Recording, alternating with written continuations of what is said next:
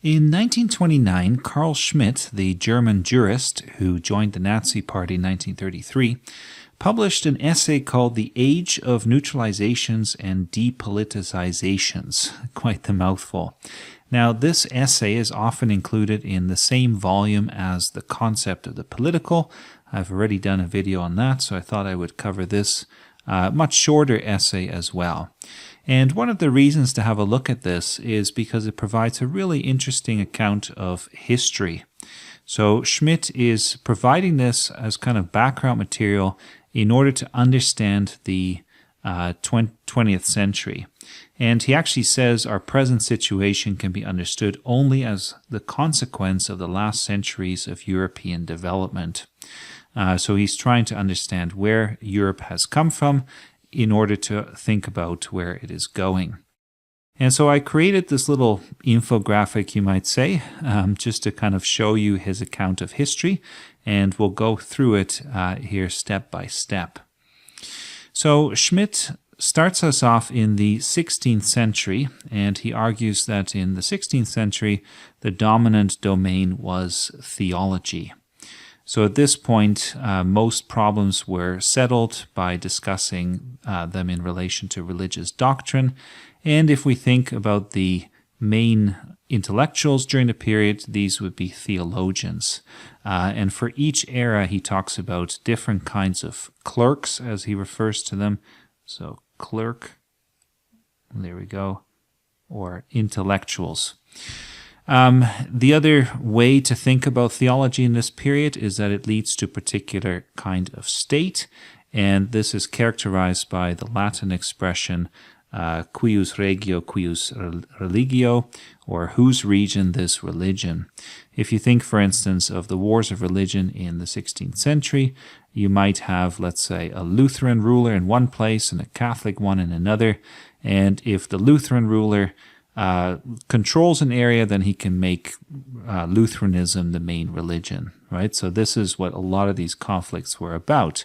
And there's definitely some truth in what Schmitt is saying here, that in particular historical periods, certain ways of thinking are bound to be dominant. He has this great quote here as well. He says, if a domain of thought becomes central, then the problems of other domains are solved in terms of the central domain. So that is basically one of the key factors in this historical account that Schmitt provides.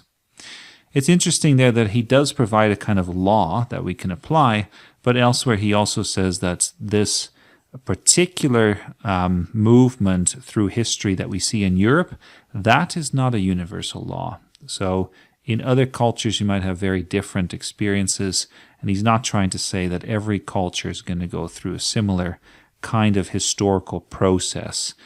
He's trying to avoid the kinds of theories that people like Hegel or Comte or others might provide, especially in the 19th century.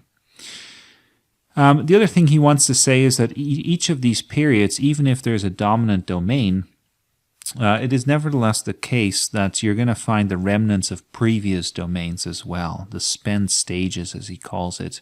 And this is a little bit like what the theorist Raymond Williams talks about in relation to Marxism and later in the 20th century.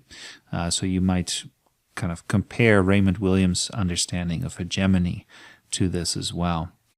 Okay, so what we have then is we have a dominant domain in the 16th century, but eventually this gets neutralized as we get to the next stage. So this is that reference to neutralization in the title of the essay. And the idea is that people, after so much conflict, they're looking for kind of a neutral space where there's a minimum level of consensus, and people can live in peace and not have to deal with some of these things.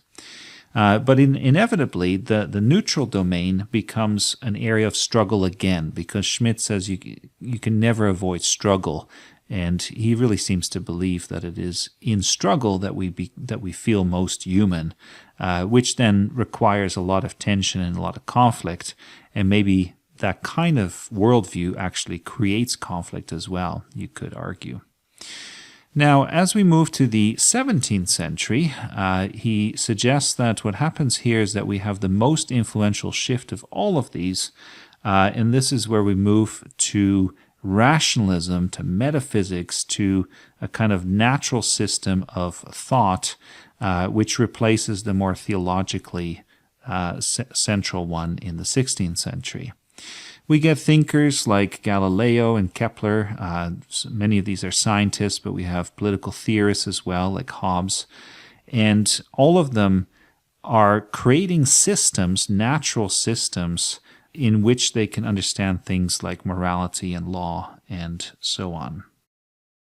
Okay, so what happens then is as we move to the 18th century, we increasingly get the Enlightenment.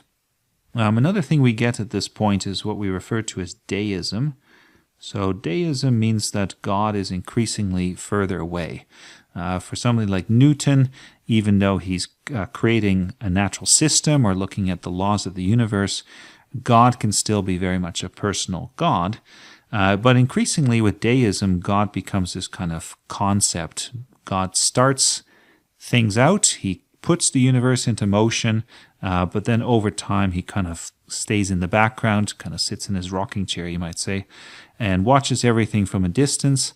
And so we can create ethical systems that are focused on things like duty and virtue, but these systems don't really require God. So we see this especially in Kant.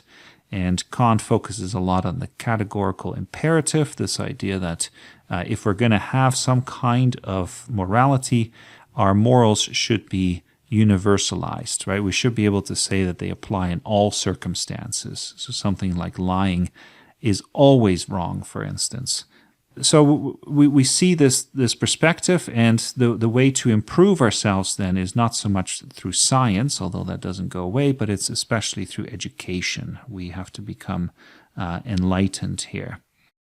Now, one way to see how each period solves its problems in different ways is that, for instance, in 1755, this is one of the examples that he gives. In 1755, we have the earthquake in Lisbon, so the Lisbon earthquake, and this leads to a lot of moralizing literature.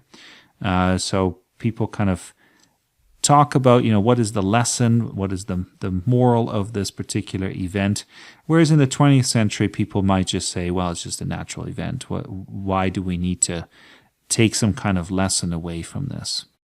And in the 16th century, they might have seen it even more as, let's say, a judgment from God or something like that. So each period is going to have a different perspective on these different things. And this is not to say that this is the disappearance of religion, let's say, right? It's more, how is religion experienced? Does it come into the public sphere, let's say? Is it used for scientific explanations? So there are these slight shifts all the time, well, sometimes very major shifts, but over time, society shifts and goes in different directions. And again, just to really emphasize this point, there is a plurality of viewpoints in any given period. So there's always going to be different perspectives, but some perspectives just tend to be more dominant. Now, at this point then, we get to the 19th century, and what happens here is that increasingly we get a kind of secularization. So more and more religious perspectives become privatized. We also see that there's a transitional period. We have Romanticism, and Schmitt doesn't talk about this too much. He has a couple paragraphs on this maybe, but he suggests that aesthetics is the dominant mode here, and this is how we get from this very moral view of the Enlightenment to a focus on economics. And suddenly economics has a moral aspect to it as well, but we get there through aesthetics, although he doesn't really explain exactly how this transition works. And maybe somebody like Kierkegaard would be interesting to read there, because Kierkegaard really talks about these three kinds of ways of looking at life, the ethical, the aesthetic, and the religious. But that's a side project. Maybe Schmitt doesn't mention him. Okay, moving on then to the 19th century.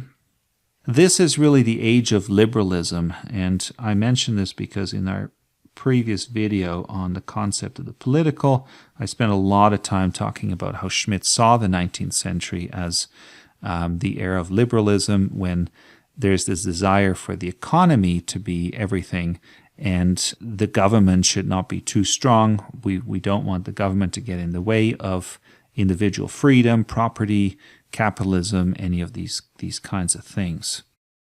The focus then is on production and consumption, and the idea is that even morality can be understood this way. So if you think, for instance, of like utilitarianism and things like that, often the thought is if you just distribute goods in a certain way and you have a more equitable distribution of goods, then you're going to get a particular moral outcome. I kind of skipped over the perspectives here that have to do with the state. So you may have noticed earlier, as we talked about this idea of whose region, this religion, that in each of these cases we have a different view of the state. And earlier we saw that in the 16th century, the state is related to theology. So, one nation kind of adopts one religion often. In the 17th and 18th century, we start to see this association with culture. So in other words, if this is the German people, let's say, this region, then we get this culture and this particular nation. And then in the 19th century, we really start to see this focus on economics. So if this country, this state, is a capitalist economy or a communist economy, then that is how we typify the nation. All right, now one more thing here about the 19th century, and this is the fact that we have again a certain type of intellectual, which in this case is the economist, and the example here is Marx. Marx really analyzes how economics works. But with Marx, we also start to see the beginnings of a focus on technology. So, for instance, Marx sometimes when he talks about historical periods, he will point out that the tools that people use in a particular economy can have radical consequences. So just to give you an example, this is not one that Schmitt uses, but this is the kind of thing he's thinking of. He says, Marx says, the hand mill gives you society with the feudal lord, and the steam mill society with the industrial capitalist. So that would be one example of how particular kind of technology influences economic change. But we really need to wait until the 20th century for this to become a major theme. Okay, so at this point then, we move to the 20th century. And this is where we have a lot of question marks. For instance, Schmitt isn't entirely sure that we have a representative kind of intellectual here. So as an example, he talks about Georges Sorel, a French writer. And Sorel started out in life as an engineer before he became politically active, and he's very much on the left of the political spectrum. But the fact that he was involved in the work of being an engineer or technology, this seems to have very little effect on his actual thought, according to Schmitt. So can we really say that in an age of technology, the people who create these things are still the intellectuals? How do we think about this? One thing to notice here is that when people give histories a thought, they often struggle with their own time. And there's always this tendency to say, well, this is the end of history, right? That this is the end of the pattern. And it's so hard to think about, well, where is this going to go? Because history is bound to change after this. When it comes to technology, there are basically two responses to this. One is an incredible optimism, a kind of religion of technology almost. So what we see there is a belief in progress, a belief that technology can be used for moral purposes, that it can be used to dominate nature, create universal peace. It's going to lead to what Schmitt refers to as depoliticization. So in other words, just like in the 19th century, we don't need a strong politics. Technology will save us, things of that nature. And again, here also we have this real belief in humanity, which Schmitt is very skeptical about. He feels that people just use the concept of humanity to start wars and to say, I'm more humane than you, and so, I can conquer you as a result. He is very cynical after all. So that's one response, this incredible optimism, which Schmitt doesn't really share here. On the other hand, he also doesn't like the other way to look at this, which is this incredible anxiety about technology. So he feels that in the early 20th century, in places like Germany, there was this sort of anxious mood where people felt that technology had a kind of spiritlessness to it. So spiritlessness. And the idea there, spiritlessness, the idea there is that technology is kind of dead. It's mechanistic. It doesn't have life to it. It's just tools, right? And from that perspective, people are kind of skeptical and they feel that culture is becoming dead as well. Schmitt rejects this view of technology. So basically what he wants to say is that you should never think of something as just dead, right? Or as a simple contrast between life and death. Because otherwise you kind of ignore the problem and you think it's meaningless. But in some ways, technology is not going to go away. So what he says then is that spirit struggles with spirit. In other words, in every era, there's always going to be this active conflict. And it's better to recognize it than to kind of just become anxious and reject it and pretend it's not there. When it comes to technology, the other thing we need to know is that technology in the 20th century is basically neutral. There is no good or bad technology. Technology can just be used for different purposes. And a good example here is the radio. So if we think of the radio in the 20th century, it can be used for mass media, it can be used for manipulation, it can be used to dominate the masses, but it can also be used for great educational and cultural programs, right? And there's no saying that it has to be used for something else. By contrast, if we go back to the 15th century and we look at something like the printing press, we know that the printing press led to great freedom of thought and freedom of expression, things like that. So that would be an interesting contrast where the 20th century has all these technologies that can be used for good or for bad. And Schmitt writes, technology is always only an instrument and weapon, precisely because it serves all, it is not neutral. So everybody can use it. And this is where we see that Schmitt does have a certain kind of fear, despite what he's saying. And what he seems to be most afraid of is Russia. So he starts his essay talking about Russia. And you can kind of compare his view of Russia to the way in which many Americans today, or North Americans, or even Europeans, look at China. China is rapidly advancing, is seen as a threat, right? And in the same way, Schmitt writes about Russia, their vitality is strong enough to seize our knowledge and technology as weapons. So there's this real fear about Russia. The other thing that we see in Russia, according to Schmitt, is that they are turning their nation into a total state, which I talked about in the other video. And Schmitt really believes that the future of the 20th century is these total states where the state takes over all of society and affects everything in it. So he's worried in a sense that Russia is almost advancing more quickly, maybe not in the way Europeans would like, but certainly in a way that is threatening.